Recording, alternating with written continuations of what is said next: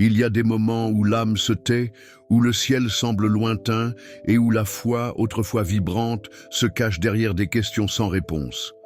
Peut-être traversez-vous l'un de ces moments maintenant? Peut-être les avez-vous déjà vécus? Ou connaissez-vous quelqu'un qui lutte silencieusement avec cette impression que Dieu ne parle plus? Ce n'est pas rare, c'est profondément humain.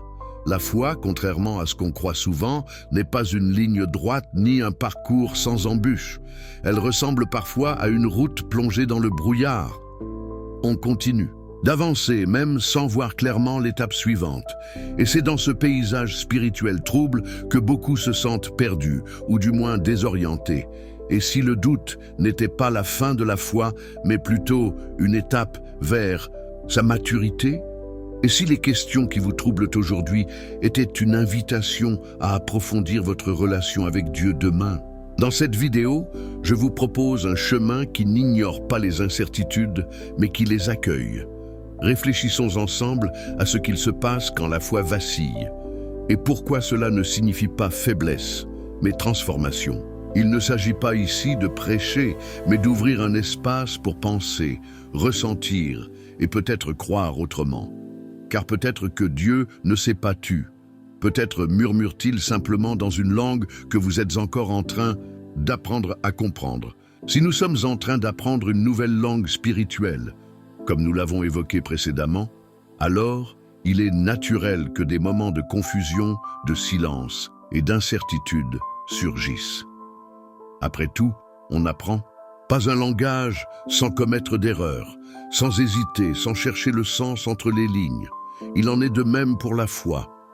Les traditions religieuses décrivent souvent le doute comme une menace, une faiblesse à éviter. Pourtant, cette perception néglige la complexité de l'expérience humaine. En réalité, douter peut être précisément ce dont nous avons besoin pour réexaminer ce que nous croyons et pourquoi nous le croyons. La foi n'est pas un bloc rigide de certitudes éternelles. Elle est vivante, mouvante. Comme tout être vivant, elle grandit, change, questionne, se transforme. Là où il n'y a pas de place pour le doute, il n'y a souvent pas non plus de place pour la croissance. Thomas, souvent surnommé l'incrédule, n'a pas été rejeté par Jésus. Au contraire, il a été invité à toucher, à voir, à expérimenter. Job, dans son désespoir, a crié son incompréhension. Et pourtant, il est resté fidèle. Kierkegaard parlait de la foi comme d'un saut dans l'obscurité, un acte qui commence là où la raison s'arrête. Ces exemples nous rappellent que le doute ne détruit pas la foi, il l'approfondit. Celui qui n'a jamais douté n'a peut-être jamais réfléchi à ce qu'il croit. Ce que nous cherchons ici, ce n'est pas une foi tranquille, mais une foi authentique. Une foi capable de poser des questions, d'habiter l'incertitude et de s'élargir là où d'autres ne voient que le vide. Si le doute fait partie intégrante du chemin de la foi, il est tout aussi important de comprendre ce qui déclenche ces périodes de troubles spirituels. Les raisons sont multiples, complexes, souvent profondément personnelles, mais elles ont en commun un point. Elles remettent en question l'image que nous avions de Dieu, du monde ou de nous-mêmes. Pour beaucoup, tout commence par le silence de Dieu. Une prière sincère mais sans réponse, une douleur vécue sans consolation céleste. Ce silence, souvent interprété comme un abandon, provoque un vertige intérieur. Où est Dieu quand nous souffrons? Pourquoi n'intervient-il pas? À cela s'ajoute la désillusion face aux institutions religieuses. Les scandales, les hypocrisies, les abus commis au nom de Dieu laissent des blessures profondes. On se met alors à douter non seulement des hommes, mais de la structure qui devait représenter le sacré. Il y a aussi le conflit entre foi et raison, particulièrement chez ceux qui explorent la philosophie, les sciences ou l'histoire. Comment concilier une vision rationnelle du monde avec des récits spirituels parfois symboliques, parfois littéraux? Ces tensions peuvent faire vaciller même les croyances les plus ancrées. N'oublions pas les pertes personnelles, les injustices, les tragédies. Ces événements imprévus ébranlent nos fondations intérieures. On se demande alors si ce en quoi l'on croyait était réel, ou si tout reposait sur une illusion réconfortante. Enfin, certains traversent une crise sans cause évidente, une sorte de fatigue spirituelle, de vide intérieur, comme si quelque chose s'était éteint sans prévenir. Et cela peut être le plus déstabilisant de tout. Ces moments de doute ne sont pas des anomalies, ils sont, au contraire, des signes que notre foi entre dans une phase de transformation. Les questions surgissent là où les anciennes réponses ne suffisent plus. Et si elles font mal, c'est souvent parce qu'elles pointent vers un changement nécessaire. Comprendre ces causes, c'est déjà commencer à guérir. Car nommer la blessure, c'est le premier pas vers une foi plus consciente, plus vraie, moins fondée sur la peur et davantage enracinée dans la recherche sincère du divin. Une fois que l'on comprend d'où vient le doute, une nouvelle question surgit naturellement. Que faire de lui? Est-il une impasse ou une porte ouverte? Une menace à éviter ou un signal qu'un approfondissement est en cours? Trop. Souvent, on présente le doute comme une défaillance, comme un virus à éliminer au plus vite.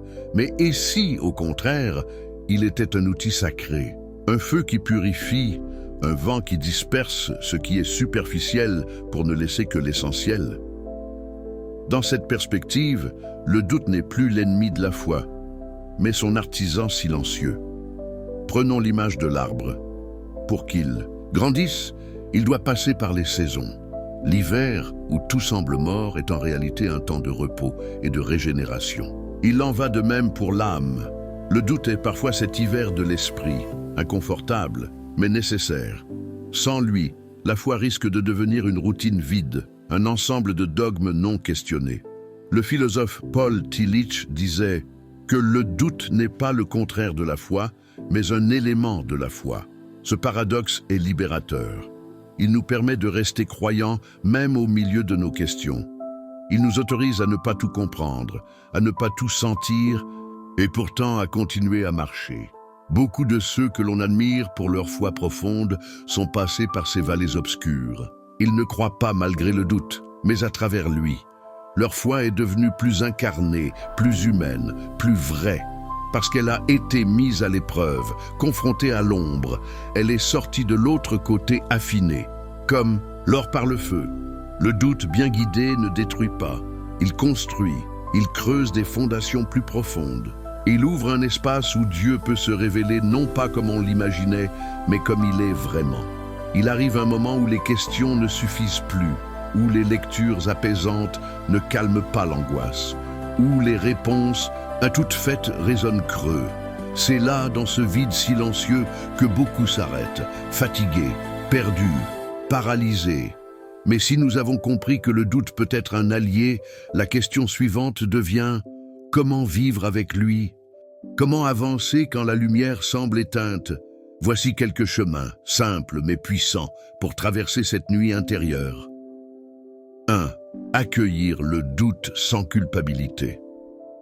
Le premier geste est peut-être le plus important. Cessez de se juger. Douter ne fait pas de vous un mauvais croyant. Cela fait de vous un être humain en recherche. Refusez cette voix intérieure ou extérieure qui vous accuse. La foi authentique commence par l'honnêteté. Je ne sais pas, mais je veux chercher. 2. Pratiquez le silence intérieur. Paradoxalement, c'est souvent dans le silence que la présence se révèle. La prière n'a pas besoin d'être un monologue rempli de mots. Essayez l'écoute, l'immobilité, l'attention. La tradition chrétienne parle de l'oraison, les mystiques parlent du désert intérieur. Il ne s'agit pas de faire, mais d'être là simplement, même si l'on ne sent rien. C'est dans ce vide que l'espace pour Dieu peut se creuser. 3. S'entourer de présences sûres. Ne traversez pas cette tempête seule. Cherchez des compagnons de route, des amis, des mentors, des communautés ouvertes à la complexité de la foi. Évitez les discours rigides, ceux qui veulent résoudre tout trop vite. Préférez ceux qui écoutent, qui accompagnent, qui savent dire « moi aussi, j'ai douté ». 4. Lire ceux qui ont traversé avant vous. Il y a des voix qui réconfortent, non pas en donnant des réponses, mais en partageant la profondeur de la question. Henri Nouwen, Christian Bobin, Simone Weil, Paul Ricoeur, Ruben Alves. Ces auteurs n'ont pas peur de la fragilité. Leurs mots deviennent refuge, résonance, éclairage discret. 5. Habiter le mystère. La foi n'est pas un contrat de certitude. C'est un chemin dans le brouillard, parfois un geste de confiance au bord du vide. Il ne s'agit pas de tout comprendre, mais d'accepter de ne pas savoir, tout en continuant à avancer. Le mystère n'est pas une trahison de l'intelligence, mais une invitation à une autre forme de connaissance, celle du cœur, de l'intuition, de l'expérience. 6. Transformer l'épreuve en prière vivante. Même si les mots ne viennent pas, même si tout semble sec, vous pouvez faire de votre douleur une offrande. Je ne comprends pas, Seigneur, mais je suis là. Cette disponibilité, même dans l'obscurité, est une prière plus puissante que 1000 discours. La nuit de la foi n'est pas l'absence de Dieu, elle est parfois le lieu même où il se cache pour mieux se révéler. Ces pratiques ne sont pas des recettes magiques, ce sont des gestes d'attention, des actes d'endurance douce qui permettent à la foi de respirer à nouveau. Avancer malgré le non-sens, ce n'est pas nier la douleur, c'est affirmer qu'elle ne sera pas la fin de l'histoire. Tu es arrivé jusqu'ici. Ce n'est pas rien, cela signifie que malgré les doutes, malgré les silences, malgré les blessures, quelque chose en toi cherche encore une soif, une espérance, une intuition que la foi peut être autre chose qu'un automatisme religieux. Et c'est peut-être là le cœur de tout ce que nous avons partagé. La foi véritable n'est pas l'absence de doute, mais le courage d'avancer avec lui. Tu n'as pas besoin de réponse parfaite pour être croyant. Tu n'as pas besoin de sentir Dieu à chaque instant pour qu'il soit présent. Tu n'as pas besoin d'avoir une vie spirituelle impeccable pour qu'elle soit authentique. Ce que tu peux faire aujourd'hui, c'est choisir une foi plus honnête, une foi qui accueille les questions sans fuir, une foi qui accepte de désapprendre certaines images de Dieu pour mieux le redécouvrir, une foi plus humaine, plus lucide, plus vivante. Et si tu sens que ce message parle à quelque chose de profond en toi, je t'invite à ne pas le garder pour toi. Partage cette réflexion avec quelqu'un. Ose parler de ce que tu traverses. Sois cette présence douce pour un autre qui, lui aussi, se demande où est Dieu dans sa nuit.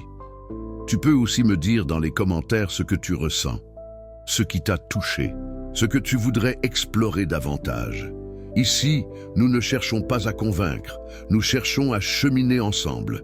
Et parfois, c'est tout ce qu'il faut pour que la lumière revienne, doucement.